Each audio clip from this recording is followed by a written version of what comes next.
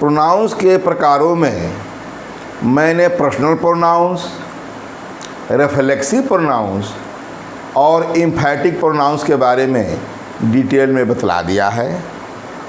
और मैं demonstrative pronounce के बारे में बताने जा रहा हूँ। डिमॉन्स्ट्रेटिव प्रोनाउंस है क्या?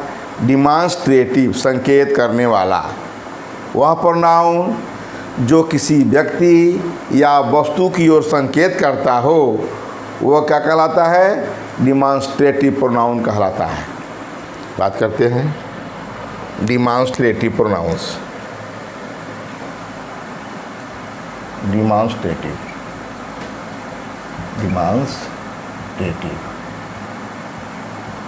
प्रोनाउंस संकेतवाचक सर्वनाम। संकेतवाचक सर्वनाम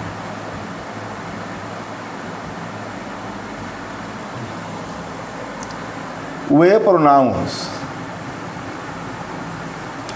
प्रोनाउंस जो किसी व्यक्ति या वस्तु की ओर या वस्तु थिंग की ओर संकेत करते हैं, की ओर संकेत डिमॉन्स्ट्रेट करते हों, डिमॉन्स्ट्रेटिव प्रोनाउंस कहे जाते हैं। डिमॉन्स्ट्रेटिव प्रोनाउंस कहे जाते हैं।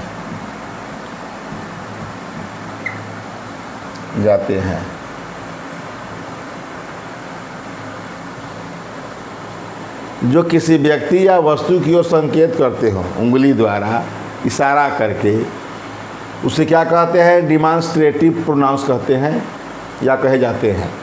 ये कौन कौन से हैं? तो देखिए, बहुत पहले से जानते हैं। दिस, दैट, बीज, दोज, सच और द सेम। इस प्रकार के प्रोनाउंस हैं।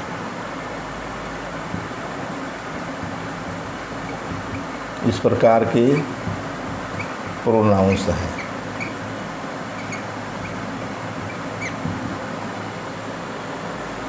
याद रहे, ये डिमॉन्स्ट्रेटिव प्रोनाउंस जो बता रहा हूँ, ये जो है अब हमारा फोर्थ है।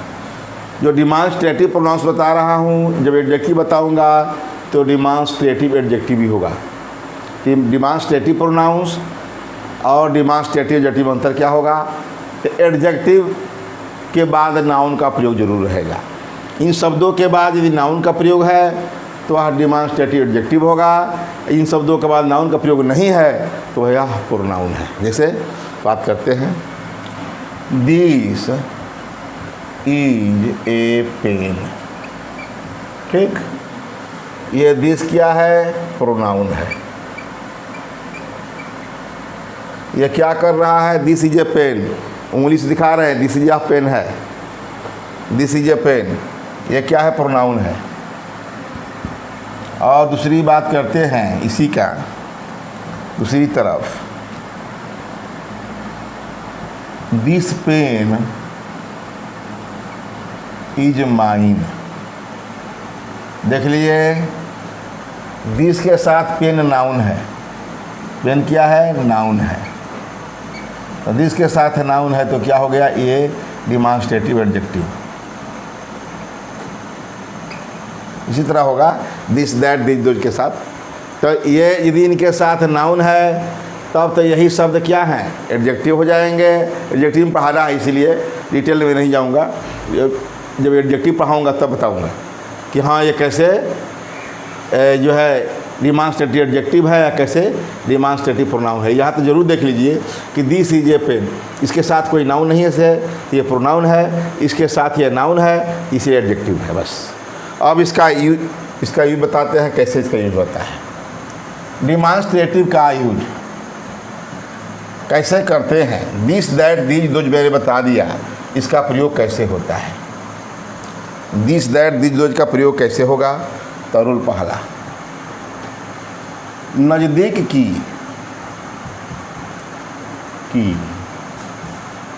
एक वस्तु या व्यक्ति की ओर, नज़दीक की एक वस्तु या व्यक्ति की ओर संकेत करने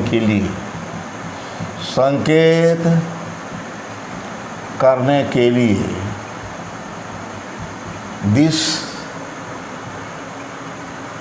तथा नज़दीक की एक से अधिक, एक वस्तु कहा, एक से अधिक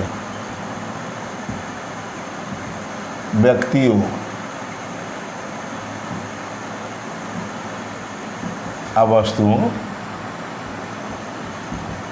या वस्तु, ठीक है।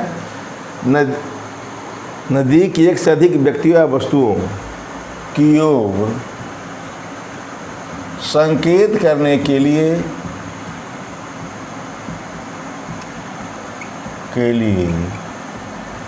दीज का प्रयोग करते हैं, दीज का प्रयोग करते हैं।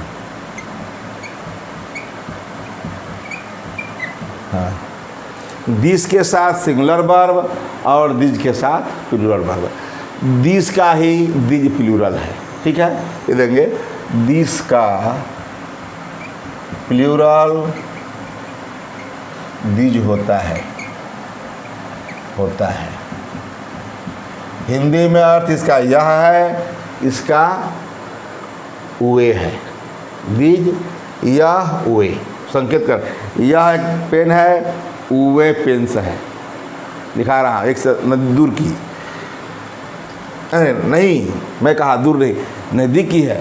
वे में दैट का प्रयोग नहीं पढ़ाया, दूज का दिज कहा। तो कहने के मतलब ये कहा कि यह एक कलम है, ये कलमे है, ये कहा। मैंने ये समझा कि मैंने दिस का भी प्रयोग बता दिया है और दोज का भी प्रयोग।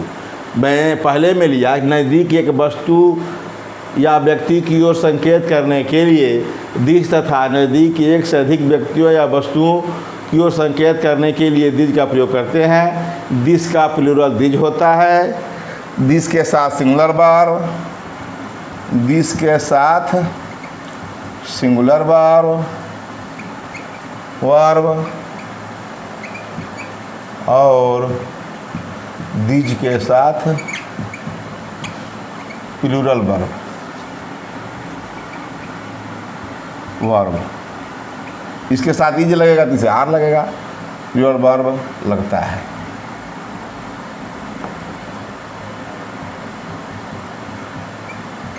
ठीक, ऐसे बात करते हैं। यह एक बकरी है। मान लो कि नज़दीक हमारे बकरी है, तो मैं संकेत करके बता रहा हूँ कि यह एक बकरी है। तो क्या होगा, this is a goat. Clear हो गया। यह एक बकरी है, एक वस्तु, एक बकरी जानवर की तरह किया। और बात करता हूँ दूसरा, ये बकरियाँ हैं, तो क्या होगा, ए का दिज होगा, दिज आर गोट्स हो गया। दिज आर गोट्स या this is a pen, these are pens. और बात करते हैं, यह व्यक्ति के लिए भी कर दे, यह एक लड़का है।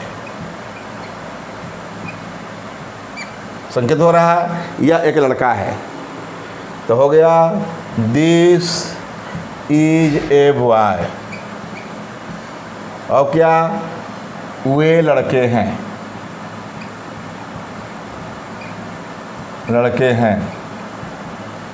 तो क्या होगा, दूज आ ये वे बार बार हो रहा है, ये लड़के हैं। दीज आर बॉय, ठीक। वे नहीं, यह एक लड़का है, दिस इज ए बॉय, ये लड़के हैं, दीज आर बॉयज। ठीक। कहने का मतलब कि ये एक वस्तु या कहे या जानवर कहे, बात एक होता है। तो दिस इज ए गोट, ये बकरियाँ है, दीज आर गोट्स। देख ले, इज लगा है तो यहाँ आर लगा है। उसी प्रकार यह एक लड़का है, दिस इज ए बॉय, या और क्या, ये लड़के हैं, दीज आर बॉय, एक सदिक है। ये क्लियर हो गया पहला रूल्स। अब इसी का मैं दूसरा बताता हूँ, बहुत ईजी। नज़दीक के जगह पर दूर मैं करूँगा है। दूर, दूर की एक बस इसलिए मैं लिखा था, सुविधा रहेगा, नहीं तो नज़दीक की या दूर की एक में करता, आराम से वो भी हो जाता, लेकिन ऐसे अच्छा है। दूर की एक वस्तु व्यक्ति को संकेत करने के लिए दैट, केवल दैट हमारा काम हो गया। लिखना कम पड़ा।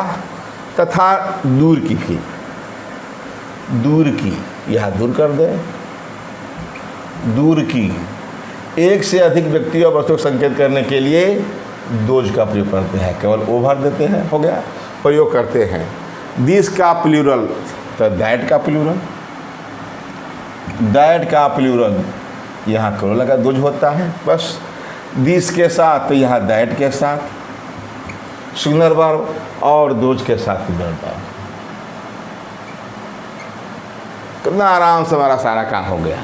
क्या होगा कि दूर की एक वस्तु या व्यक्ति की ओर संकेत करने के लिए दैट तथा दूर की एक से अधिक व्यक्तियों या वस्तुओं की ओर संकेत करने के लिए दोज का प्रयोग करते हैं। दैट का प्लूरल दोज होता है। दैट के साथ सिंगुलर वर्ब जैसे इज का प्रयोग होगा, और दोज के साथ प्लूरल वर्ब लगता है, प्लूरल वर्ब लगता है, सेम वही चीज़। अब कहा, इसी को मैं कहता हूँ, एकदम सेम करूँगा। वह एक बकरी है, तो दिस का दैट हो गया, और क्या करना है। वह एक बकरी है, दैट इज ए गोट। वे बकरियाँ हैं, वे बकरियाँ हैं, तो दोज आर गोट्स। क्या एकदम कुछ अंतर नहीं है, बस दैट इज ए गोट, वह एक बकरी है, और दोज आर गोट्स, वे बकरियाँ हैं। वह एक लड़का है, तो क्या होगा, वह एक लड़का है, वह एक लड़का है, तो क्या होगा, दैट इज ए बॉय, वे लड़के हैं, तो दिज का दुज कर दें। देख लिए, लिखा जो का त्यों रह गया, एक के बार में हमारा काम हो गया। वह एक बकरी है, दैट इज ए गोट, वे बकरियाँ हैं, दोज आर गोट्स। वह एक लड़का है, दैट इज ए बॉय, वे लड़के हैं, दोज आर गोट्स। याद रहे, अब यह बता रहा हूँ इसलिए मैं लिया हूँ।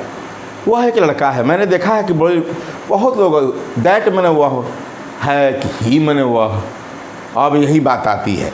वह एक लड़का है, तो अधिकांश लोग लिख देते हैं ही इज ए बॉय। अरे कहा जा रहा है he is a boy, boy के स्थान पर ना हम ही या बॉयज है तो दे का प्रयोग करेंगे। यहाँ तो हम जो है वह एक लड़का है, तो लड़के को संकेत किया जा रहा है, उंगली से दिखाया जा रहा है, इशारा किया जा रहा है, डिमॉन्स्ट्रेट किया जा रहा है, तो दैट इज ए बॉय। इसलिए दैट और ही में अंतर है। ही पर्सनल प्रोनाउन है और दैट डिमॉन्स्ट्रेटिव प्रोनाउन है। डिमॉन्स्ट्रेट के काम क्या है, केवल संकेत करना। तो वह एक लड़का है, दैट इज ए बॉय, वे लड़के हैं, दोज आर बॉय। ठीक। अब ये बात करते हैं कि दिस का, दैट का, दिज का, दोज का मैंने सामान्य रूप से नियम बता दिया। अब इसका सेंटेंस में कैसे प्रयोग होता है, जिस प्रकार हम यहाँ प्रयोग करते हैं सेंटेंस में भी उसी प्रकार करते हैं। अब इसके लिए तीसरा रूल बता रहा हूँ। यदि दो नाउन्स एंड से जुड़े हों और वे किसी सेंटेंस या क्लाज में हों, एंड से जुड़े हों और वे किसी सेंटेंस या क्लाज में हों, तो उनके बाद आने वाला सेंटेंस या क्लाज में जो दूसरा नाउन होगा उनके साथ दिस का प्रयोग होगा और पहले नाउन के साथ दैट का प्रयोग होता है। अब बात करते हैं। यदि दो नाउन्स सिंगुलर नाउन्स, दो सिंगुलर नाउन्स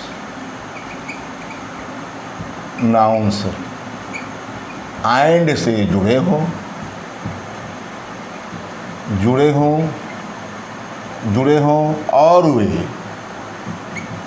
और वे किसी सेंटेंस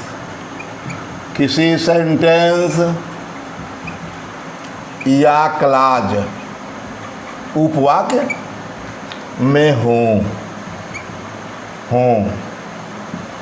तो बाद में तो उसके साथ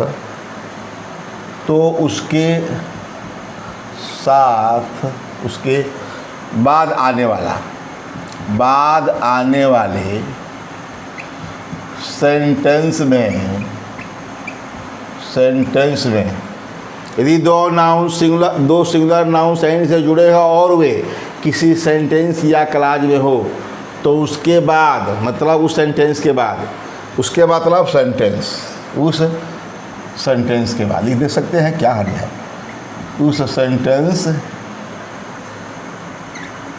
उस सेंटेंस के बाद, ठीक, के बाद आने वाले यह हो गया उसके उस सेंटेंस के बाद या उसके बाद, सही कहा मैं, सही लिख दिया था, सेंटेंस लिख ही दिया हो, इसीलिए सेंटेंस के ही लिए तो मैं उसके का प्रयोग किया, इसी के लिए उसके का प्रयोग किया।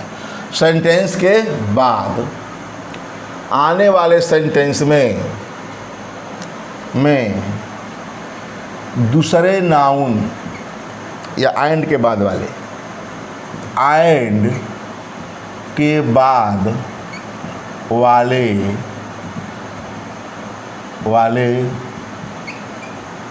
नाउन के लिए दिस आप और पहले नाउन के लिए दैट आप का प्रयोग करते हैं। बात एग्जाम्पल्स देते हैं तो समझ में आएगा। पहला, mercy and justice are both human quality are both human qualities, comma mercy and justice are both human quality. Mercy भी एक नाउन, जस्टिस भी नाउन, दो नाउन्स एंड जुड़े हैं। हाँ, हो गया। दिस, उसके बाद दिस किसके लिए, इसके लिए नज़दीक ये है। दिस कोष्ठ में लिख देंगे जस्टिस, नहीं लिखेंगे चलेगा, ठीक है, जस्टिस। दिस कॉम्स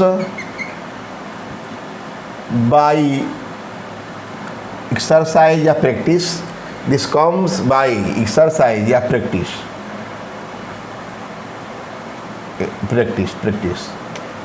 या एक्सरसाइज, चले ठीक है, एक्सरसाइज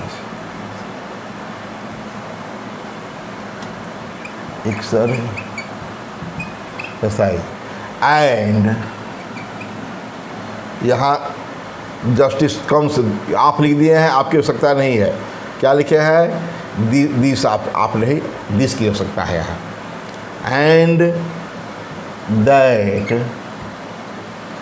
कम्स नेचुरली,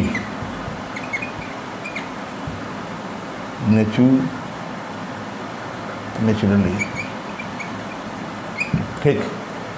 अब मैं समझाता हूँ, आपने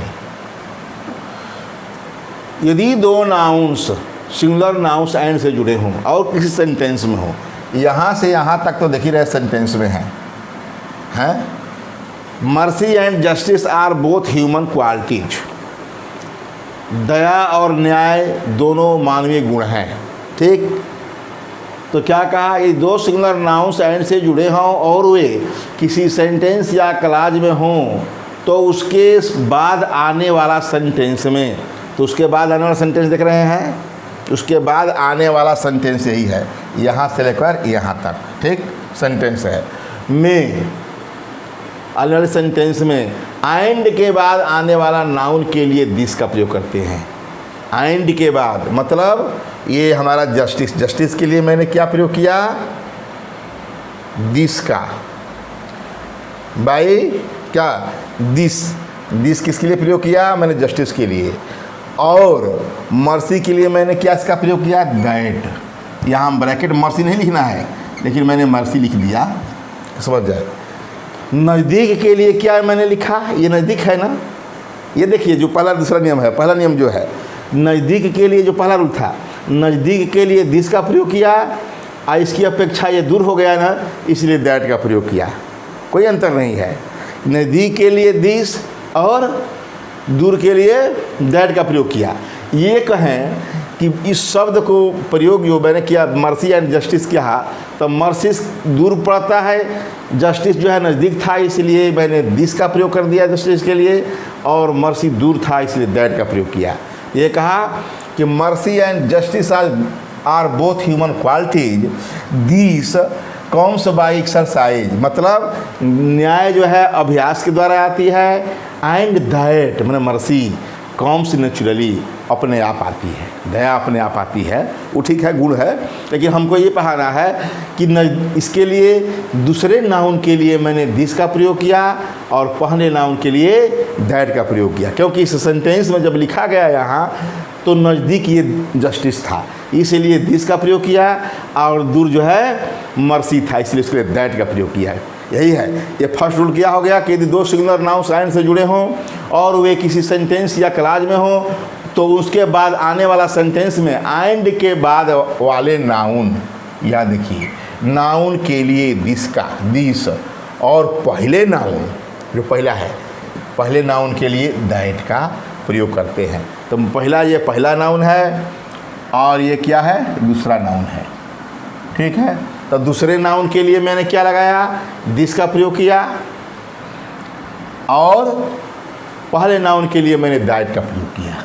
जो मर्सी मैंने लिखा है इसकी कोई आवश्यकता नहीं है, ठीक, असली सेंटेंस में, ना हमारे जस्टिस की आवश्यकता है। ठीक है, और हम क्या लिख देना है, this comes by exercise and that comes naturally, यही हमारा सेंटेंस है। Mercy and justice are both human quality, this comes by exercise and that comes naturally. नज़दीक है, नज़दीक के लिए मैंने दिस का प्रयोग किया, नज़दीक ये था दूसरा, इसलिए दिस का प्रयोग किया, और जो है दैट जो है दूर था, इसलिए इसके लिए मर्सी दूर था, इसलिए दैट का प्रयोग किया गया। यहाँ हम लिख सकते हैं एक सिंबल में एक, दूसरे के लिए दिस का प्रयोग, अब पहले के लिए दैट का प्रयोग। क्लियर है, अब आगे बात करते हैं इसी का। यदि दो सिंगुलर नहीं, अब प्लूरल नाउन्स, इसी का एकदम से, यदि दो प्लूरल नाउन्स एंड से जुड़े हों और किसी सेंटेंस या क्लाज में हों तो उनके बाद आने वाले सेंटेंस में एंड के बाद वाले नाउन्स होगा के लिए दीज, अरे इसका दिस का बहुवचन दीज, और पहले नाउन के लिए दोज, दूर हो गया, पहले नाउन के लिए ये पहले के लिए है, और ये किसके लिए है, ये दूसरे के लिए। ठीक, दूसरे नाउन के लिए दोज, दीज, और पहले नाउन के लिए दोज का प्रयोग करते हैं। अब दूसरा एग्जाम्पल लेते हैं, इसमें मान लो मैनू कि गाय और कुत्ता दोनों उपयोगी जानवर हैं, तो काउज प्लूरल लेना है, एंड डॉग्स आर बोथ में दोनों, दो है तो बोथ लगेगा। Cows and dogs are both useful animals.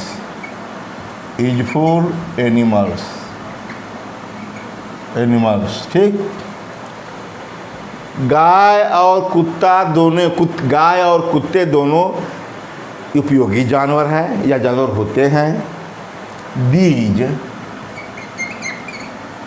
These किसके लिए दीज लगा?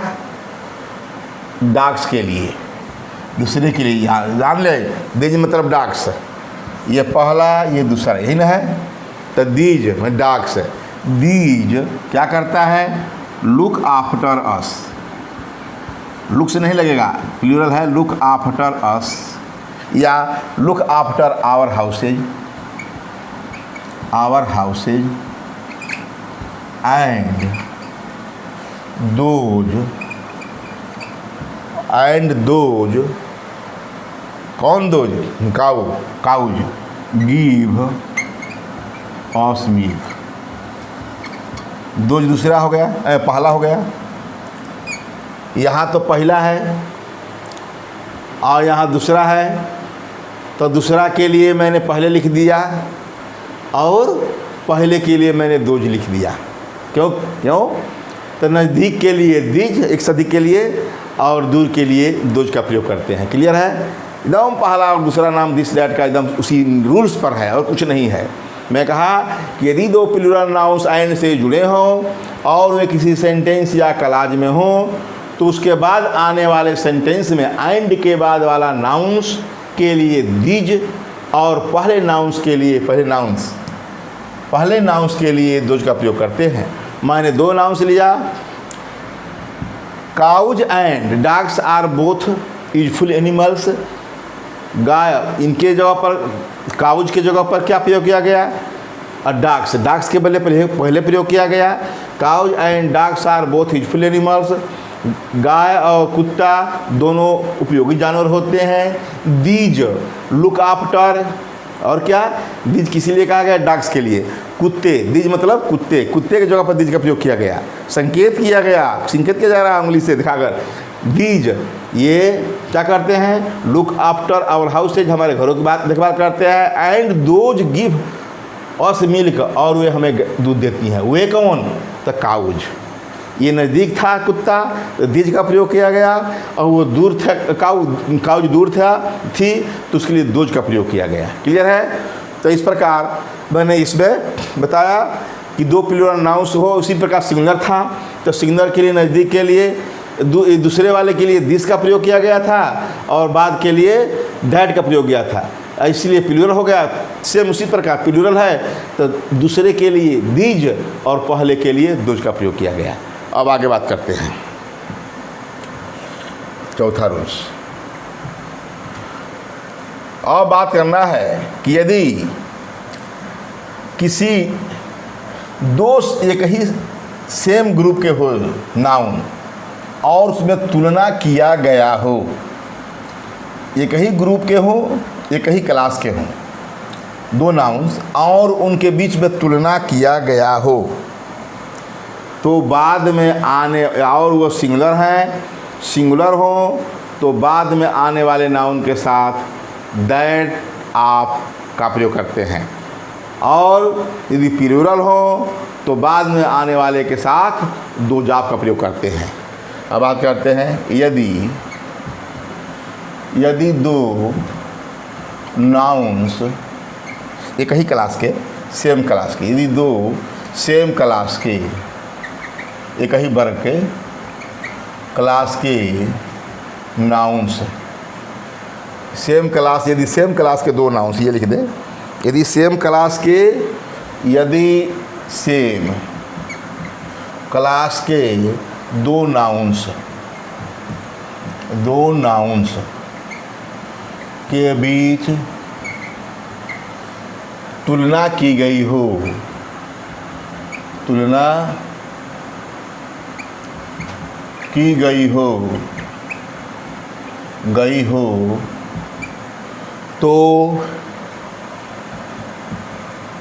तो सिंगुलर नाउन के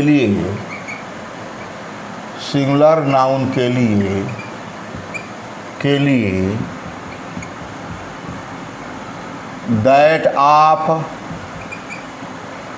तथा प्लूरल नाउन के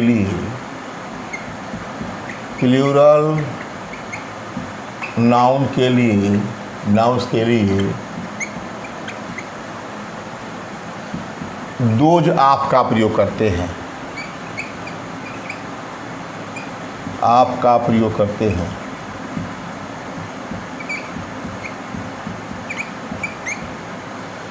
क्या कहा? यदि सेम क्लास के दो नाउन्स के बीच तुलना की गई हो तो सिंगुलर नाउन के लिए दैट आपका तथा प्लूरल नाउन्स के लिए दोज आप का प्रयोग करते हैं। या यो कहे कि सिंगुलर नाउन के रिपीटिशन से बचने के लिए दैट आप और प्लूरल नाउन के रिपीटिशन से बचने के लिए दोज आप का प्रयोग करते हैं। अभी कर सकते हैं, अर्थात रिपीटिशन से बचने के लिए कह रहे हैं, अर्थात सिंगुलर नाउन की रिपीटिशन, दोहरावन रिपीटिशन TI में से बचने के लिए दैट आप तथा प्लूरल नाउन्स के लिए दोज आप का प्रयोग करते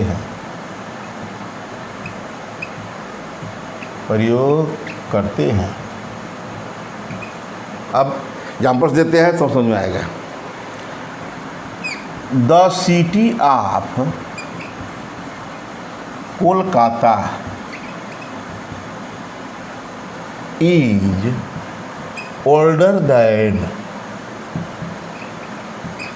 दैट ऑफ मुंबई। ठीक, the city of Kolkata is older than that of Mumbai. ये सिटी नाउन है, एक नाउन है, और मुंबई भी, कोलकाता एक शहर है और मुंबई एक शहर है। यदि सेम क्लास के दो नाउन के बीच तुलना की गई है, कलकत्ता और मुंबई के बीच में तुलना है और सेम क्लास की है, यह सिंगुलर है, सिटी सिंगुलर है, मतलब कोलकाता सिंगुलर है, तो कोलकाता के लिए सिटी का प्रयोग किया गया है, तो मुंबई के लिए भी सिटी का प्रयोग होगा। ठीक, तो इसका मतलब the city of Kolkata is older than that of Mumbai. ये दैट ऑफ वाला यूज और दोज ऑफ वाला यूज जो है मोस्ट इम्पॉर्टेंट रूल है, ये याद करने वाली चीज़ है कि the city of Kolkata is older than that of Mumbai. इसका मतलब दैट ऑफ का मतलब, दैट ऑफ का मतलब द सिटी ऑफ, इस सिटी का रिपीटेशन से बचने के लिए, सिटी ऑफ, इस सिटी का इस रिपीटेशन से, रिपीटेशन से बचने के लिए दैट ऑफ तथा क्या कहते हैं, दैट ऑफ का प्रयोग करते हैं। अब प्लूरल नाउन के लिए दोज ऑफ का, तो इस दैट ऑफ का प्रयोग सिटी के रिपीटेशन, ये नाउन है, इस तुलना की गई है, यहाँ नाउन सिटी है तो यहाँ भी सिटी होना चाहिए, तो दैन के बाद सिटी ऑफ मुंबई होना चाहिए। यहाँ द सिटी ऑफ कलकत्ता है तो यहाँ भी होना चाहिए द सिटी ऑफ मुंबई, तो उसके लिए सिटी के लिए हम दैट ऑफ का प्रयोग किए। मतलब इस सिटी, इस नाउन का, सिंगुलर नाउन का रिपीटिशन से बचने के लिए मैंने सिटी की जगह पर दैट ऑफ का प्रयोग किया है। इसका मतलब the city of Kolkata is older than that of Mumbai, मतलब the city of Kolkata is older than the city of Mumbai. क्या होगा? The city of Mumbai, the city की जगह पर दैट ऑफ का प्रयोग किया गया है। क्लियर है? और दूसरे ये प्लूरल की बात करते हैं। द एरियाज, प्लूरल लेना है, of India is bigger than those of, किसी देश कंट्री का ले लो, या पाकिस्तान हमारे बगल में है, ठीक, पाकिस्तान। ठीक, द एरियाज आर इज नहीं आर, प्लूरल है, ठीक। The areas of India are bigger than those of Pakistan. Areas क्षेत्रफल, भारत का क्षेत्रफल पाकिस्तान के क्षेत्रफल से ज़्यादा है। तो यहाँ दोज ऑफ का मतलब the area of, the areas of तो है ही पहले से, the areas of, those of मतलब द एरियाज ऑफ है ही है, तो मतलब इस एरिया का रिपीटिशन से, प्लूरल नाउन के रिपीटिशन से बचने के लिए यहाँ दोज का प्रयोग किया गया है। आप तो है ही, यहाँ भी आप है। तो कहने का मतलब इस नाउन, इस प्लूरल नाउन, ये पी नाउन का रिपीटेशन बचने के लिए हमने दोज का प्रयोग किया, और यहाँ सिंगुलर नाउन का रिपीटेशन से बचने के लिए मैंने दैट का प्रयोग किया। आप तो है ही। तो कहने का मतलब अब क्लियर है कि यदि सिंगुलर सेम क्लास के दो नाउन्स के बीच तुलना की गई हो तो सिंगुलर नाउन के लिए दैट आप तथा प्लूरल नाउन के लिए दोज आप का प्रयोग करते हैं। दूसरे रूप में मैंने कहा कि सिंगुलर नाउन का रिपीटेशन से बचने के लिए दैट आप का प्रयोग करते हैं, और प्लूरल नाउन का रिपीटेशन से बचने के लिए दोज आप का प्रयोग करते हैं। इसका मतलब एरियाज है तो यहाँ भी एरियाज है, इसकी लिखने की आवश्यकता नहीं है, मैंने इसलिए ब्रैकेट में दिया है। इस प्रकार हमारा क्या दिस और दैट का मैंने क्या बताया, दिस दैट के बारे में मैंने इस प्रकार बताया। अब बात करते हैं सच के बारे में। सच भी हमारा क्या होता है, प्रोनाउन होता है। कि सच की बारे, सच क्या है, क्या तो सच भी एक प्रोनाउन है। सच भी प्रोनाउन है, और वो किसके इस जगह पर आता है, तो वह सच ऐसा प्रोनाउन है कि वह सिंगुलर नाउन या प्लूरल नाउन दोनों के लिए आता है। सच जो है सिंगुलर नाउन और प्लूरल नाउन दोनों के लिए आता है, ये नहीं कि सिंगुलर के लिए। तो सच जो है, बात करते हैं कि सच क्या है। सच ऐसा डिमॉन्स्ट्रेटिव प्रोनाउन है, सच ऐसा डिमॉन्स्ट्रेटिव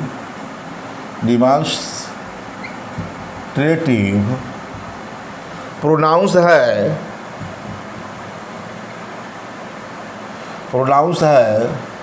जो प्रोनाउन है जो सिंगुलर तथा प्लूरल दोनों नाउन्स के लिए के बदले आता है। जैसे she is a mother, she is a mother, and as such has to look after her children।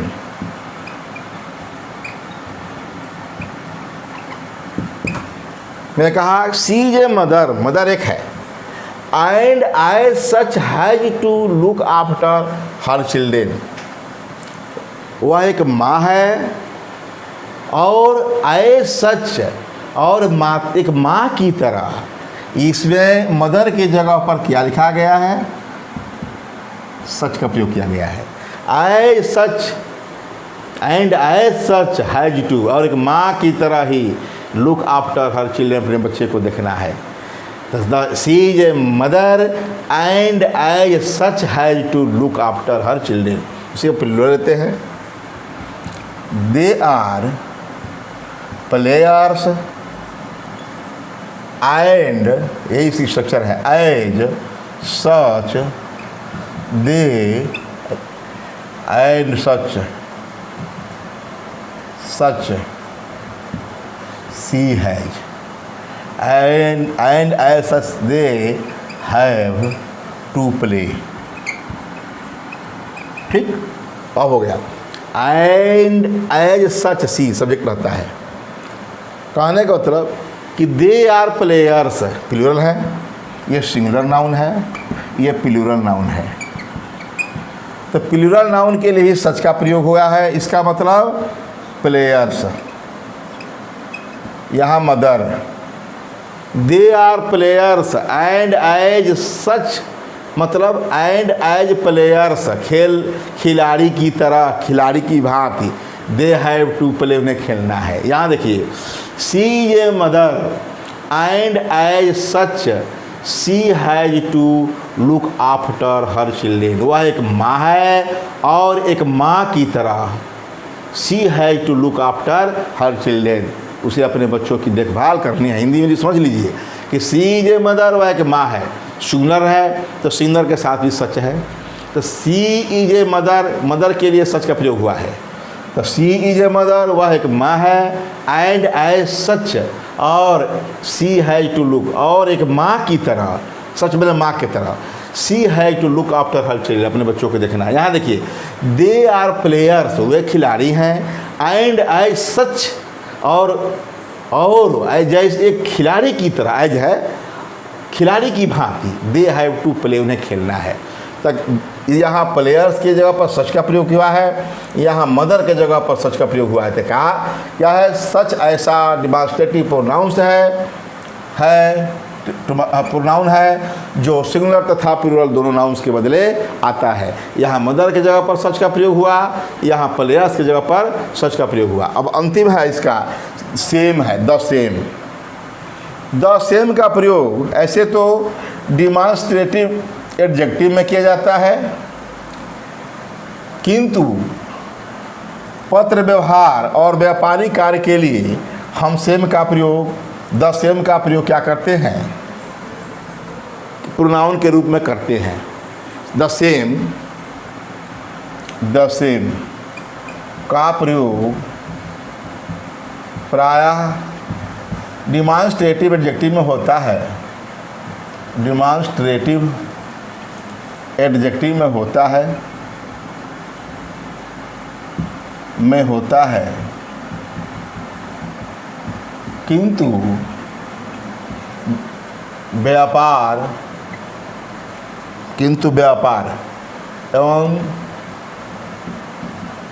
एवं पत्र व्यवहार के लिए,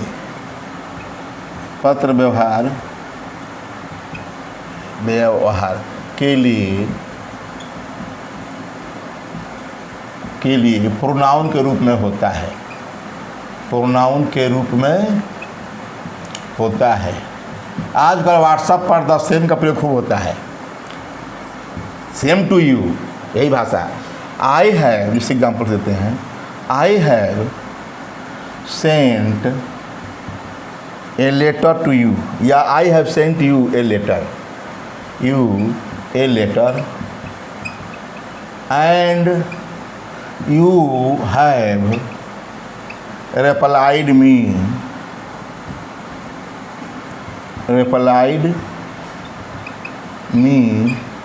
the same। द सेम का मतलब द लेटर्स। ये हो गया प्रोनाउन के रूप में, लेटर के जगह पर। I have sent you a letter, मैंने आपके पत्र भेजा है, and you have replied me the same, आपने भी पत्र ही भेजा है, जवाब दिया है। You have replied me the same, आपने मुझे, द सेम का मतलब लेटर। मैं कहा कि प्रोनाउन के रूप में ये पत्र व्यवहार या व्यापार के लिए किया जाता है, ऐसे तो डिमॉन्स्ट्रेटिव एडजेक्टिव पढ़ाएंगे तो द सेम का यूज बताएंगे। इस प्रकार हमारा डिमॉन्स्ट्रेटिव प्रोनाउन का प्रयोग समाप्त हुआ। इसके बाद अगला प्रोनाउन बताएंगे।